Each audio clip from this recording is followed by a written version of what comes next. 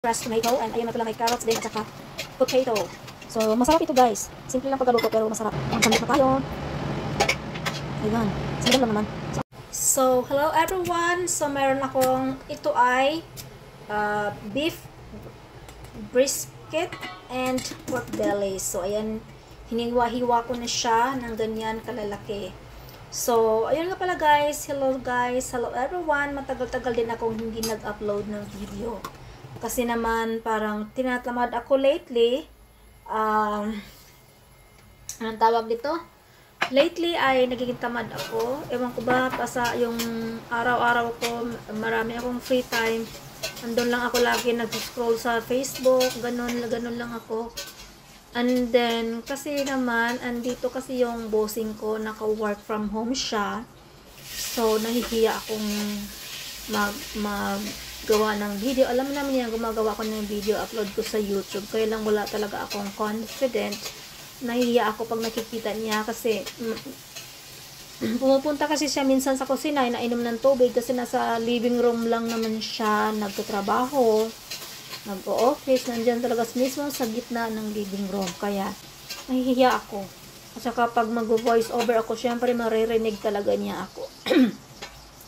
Kaya ayun, hindi na ako nag-upload ng video. Katulad ngayon, ngayon nag-voice over ako kasi wala siya. So, saglit lang naman, wala siya, ilang mga 2 oras lang kasi may pinuntahan lang. And then, itong video na to, na-edit ko na to kahapon sa Sunday. So, ayun, kaya ito nakapag-voice over ako. So, ayun nga lang, yun nga, para late nagiging tamad talaga ako. So, ito palang niluluto ko ay, ano ito, tomato, ano ba, beef stew in tomato, fresh tomato ang ginagamit ko. So, ayan nga na, piniprito-prito ko pa ng slight lang yung ating beef. Ayan, so konti lang siya, isang tao lang naman kakain, pangalawa pala ako, pero ako naman kasi ay parang tikim-tikim lang, 2 hiwa, 1 hiwa, ganon. Parang ganon lang ako, hindi ako masyadong nagkakain ng karne. So, konti-konti lang ako. So, yan, piniprito ko siya. So, ewan ko lang na ano naman nangyari nitong YouTube ko. Talagang, ewan ko, wala na rin akong gana. Kasi, syempre, alam ko naman masyado ng yung mga tao na hati na yung ano nila, nasa Facebook na, konti na lang sa YouTube. Meron din naman yung iba talaga na, kumbaga, nakikita ko ngayon mga sikat na vlogger sa YouTube ay parang nakikita ko yung mga views nila, parang kukunti na lang din. So, talagang yung iba nasa Facebook na rin. Wala rin naman talaga akong ibang talent. Hindi ko rin talaga kayang magpakita, hindi rin naman ako magaling magpatawa. Yung pagluluto ko rin ay simple lang, hindi ko rin mapakita pag kinakain ko. Kasi nahiya rin naman ako kasi hindi ko nga kayang magpakita. So, ayun talaga. So, siguro yung ano ko na lang ito, parang siguro kung magkaroon ako ng interest na mag-upload ng video, kumbaga kailan lang ako gustong mag-upload, kumbaga hindi ko na iniisip yung kikita pa ako kasi wala naman talaga akong kita. Parang ano ko na lang to, kung gusto ko lang mag-upload, at least nandyan naman yun, di naman siguro mawawala tong ano ko, yung account ko. Parang nandyan lang siya, at least kasiyahan ko na lang in the future. Titingnan ko ito mga videos ko. Kahit alam ko namang hindi maganda yung mga videos ko. Yun pala, parang hinihiwa ko pala ng mga parang diced tomato. Tapos ayun, gisa-gisa ko siya. So ayun, masarap itong beef na ito.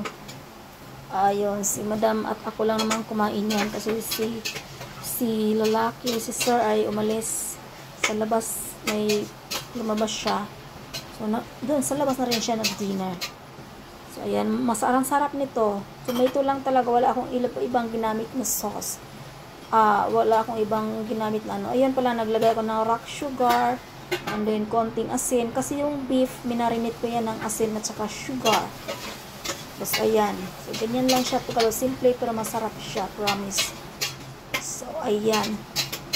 So, ayun nga pala guys. Kumusta naman kayo? Alam ko namang marami na ring nawawala sa YouTube Parang ganon. Ay, ano ba? Basta nakikita ko, marami ng, konti na lang yung nag-upload. Yung mga dati kong friend. Or talaga ako lang ang tamad na hindi na bumisita. So, ito malapit na pala maluto itong aking beef with fresh tomato. And ayan pala may carrots din at saka potato. So, masarap ito guys. Simple lang pagkaluto pero masarap. With effort naman yung pagluto ko, syempre, di ba? Kasi ayan. Pero ayan, pinalambot ko pala yan ng 2 oras din pagpalambot ko dito. So, ayan. So, malapit na rin itong maluto. So, kumusta na pala? Si ano pala? Hello, Aunt Tumada. Tagal-tagal ko na rin hindi napanood. Parang wala na rin upload si Aunt Tumada. Parang sa short video na lang. At salamat pala kay Leonor kasi andyan talaga siya nanonood ng aking mga video kahit wala pa akong upload. So, thank you so much.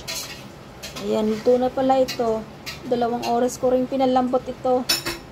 So, yun nga pala guys. Basta mag-upload lang ako ng kung kailan lang ako ganahan mag-upload. Titikman na natin itong aking niluluto. Ayun. Yummy naman siya. So, dagdagan ko pa ng asin kasi medyo matamis siya. Kasi malaki-laki din para yung ginamit kong rock salt. So, ayan, lagyan ng konting asin. And after nito, ayan, haluin lang natin. Ayan. Medyo kulang-kulang siya ng sabaw. Parang gusto ko siyang dagdagan ng sabaw. Tubig. So, dagdagan ko lang siguro to ng kahit konting tubig. Pero tikman ko muna. Ayan. Masarap siya. Yung kaya nga lang guys, 2 oras na siya. Pero hindi pa talaga malambot yung beef. Pero pwede na pagtsagaan. Pero kahit medyo matigas na yung beef, masarap siya. Pero kung malambot to, masasarap siya. Ayan, lagyan ko ng konting tubig pa kasi parang gusto ko mas marami yung sauce niya. So, ayan. Ayan siya. Malapot naman siya kahit wala akong ibang nilagay guys. Yung tomato yung fresh tomato yung nagpapalapot sa kanya. So, ito pala guys. Luto na siya. Luto na ito. So, ayan. Ready to sandok na. Sandokin na natin to. So, salamat sa iyong panonood. Sa mga manonood nito, maraming salamat sa inyo. Magsandok na tayo. Ayan.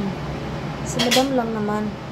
So, actually, nagpo-voice over lang naman ako. Nung Saturday pa ito. Monday naman ngayon. So, nung Saturday pa ito. And then, ito si Madam lang pinakain ko. Tapos yung tira na yan, kasi ako talaga 2 hiwa lang ang kinain ko dyan, konting gulay. Tapos yung tirang yan, kinain din niyan, inulam niya kahapon, Sunday. Kasi hindi